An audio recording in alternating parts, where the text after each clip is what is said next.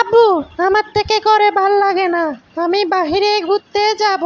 আমাকে বাহিরে ঘুরতে নিয়ে যাও। না মা, এখন বাইরে ঘুরতে যাওয়া হবে না। এখন নাকি আমাদের বাংলাদেশে রাসেল বাইপাস নামের একটা সাপ আছে, অনেক বিষাক্ত। এটা কামড় দিলে নাকি মানুষ মারা যায়। সেজন্য আমরা বাহিরে যেতে পারবো না। না আব্বু, আমি কোনো কথা শুনতে চাই না। আমি বাহিরে ঘুরতে যেতে চাই। আমাকে নিয়ে যেতে হবে। আমাকে নিয়ে না গেলে আমি কিচ্ছু খাবো না। সোনা মা আমার বাবার কথা অমান্য করে না। কালকেই নিয়ে যাব, আজকে না। বাহিরে নাকি অনেক সাপ ঘোরাঘুরি করতেছে, সেজন্য বাহিরে যাওয়া যাবে না। তাহলে আমি তোমার সাথে কথা বলতে চাই না। তুমি এখান থেকে চলে যাও। রাফিয়া, তুমি এখন অনেক বেয়াদব হয়ে গেছো। তুমি আব্বুর কথা শোনো না। বাহিরে অনেক সাপ, সবাইকে কামড় দিচ্ছে, অনেকজন নাকি মারা গিয়েছে।